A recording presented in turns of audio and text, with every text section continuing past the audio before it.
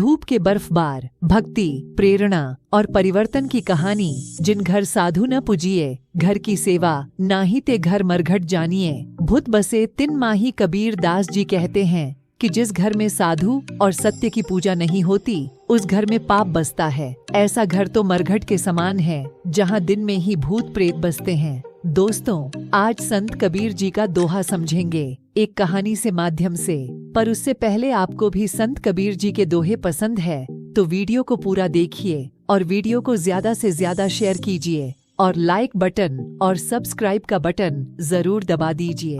बर्फबारी ने छोटे से गांव को अपने कड़े आघात में डाल दिया था।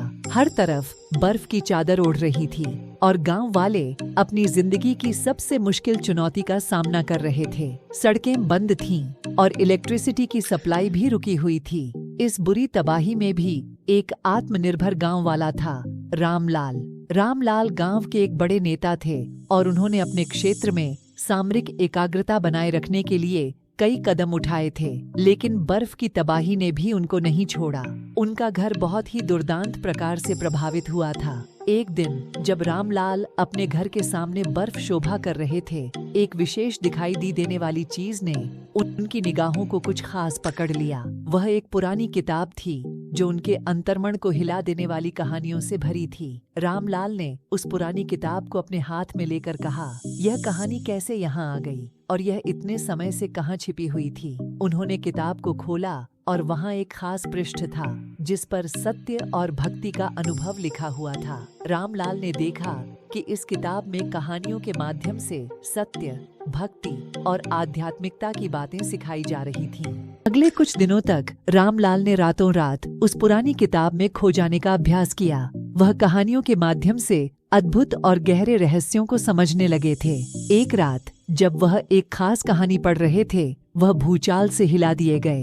क्या यह संभव है? रामलाल ने आत्मा में सोचा। वह कहानी एक साधु की थी जो एक गांव को धन, सुख और शांति की प्राप्ति के लिए एक अद्वितीय मंत्र का उपयोग करता है। रामलाल ने तत्पश्चात विचारना शुरू किया कि क्या वह इस मंत्र को अपने गांव को बचाने के लिए उपयोग कर सकते हैं। अगले दिन रामलाल ने गांव के सभी लोगों को एक साथ बुलाया और उन्हें किताब की कहानी और मंत्र के बारे में बताया। लोग शुरुआत में हंसी में बहे, लेकिन जब रामलाल ने उन्हें बताया कि इसमें कोई नुकसान नहीं होगा और यह एक अद्वितीय अनुभव हो सकता है, तो उन्होंने सहमति दी। रात के समय गांव के सभी लोग एकत्र हो गए और साधु द्वारा बताए गए मंत्र का जाप करने लगे। धीरे धीरे वातावरण में एक अद्भुत बदलाव महसूस होने लगा। रात भर बर्फ का गांव एक नई ऊर्जा से भरा हुआ था। सुबह हुई और सभी लोग अपने घरों की ओर बढ़े तो उन्हें एक अद्वितीय दृश्य ने स्वागत किया। बर्फ ने गांव को अब सिर्फ सजाया ही नहीं, बल्कि वहां के पेड़ पौधों ने भी नई ऊर्जा प्राप्त की थी। एक दृढ़ आस्था और आत्मविश्वास के साथ गांव वाले ने अपने आत्मनिर्भरता की बात करने का संकल्प किया। रामलाल ने देखा कि भक्ति, सत्य और साधुता के माध्यम से उनके गांव में नहीं सिर्फ एक रहस्यमयी बदलाव आया था, बल्कि लोगों में भी नया जीवन उत्तेजना हो रहा था। उन्होंने गांव वालों को एक नए दृष्टिकोण से जीने का साहस दिया और उन्हें बताया कि उनका साथी हमेशा ऊपर है, जो हमें सहारा देने के लिए हमेशा तैयार है। गांव वालों ने रामलाल को गांव का नेता माना और उनका समर्थन किया। रामलाल ने गांव को नए उच्चतम पर पहुंचाने के लिए कई योजनाएं बनाई और उन्हें अमल में लाने के लिए प्रेरित किया। इस कहानी से हमें यह सीखने को मिलता है कि अगर हमारे मन में सत्य, भक्ति और साधुता का पूरा आदान प्रदान होता है, तो हम किसी भी मुश्किल का सामना कर सकते हैं और अपने आसपास के लोगों को भी प्रेरित कर सकते हैं।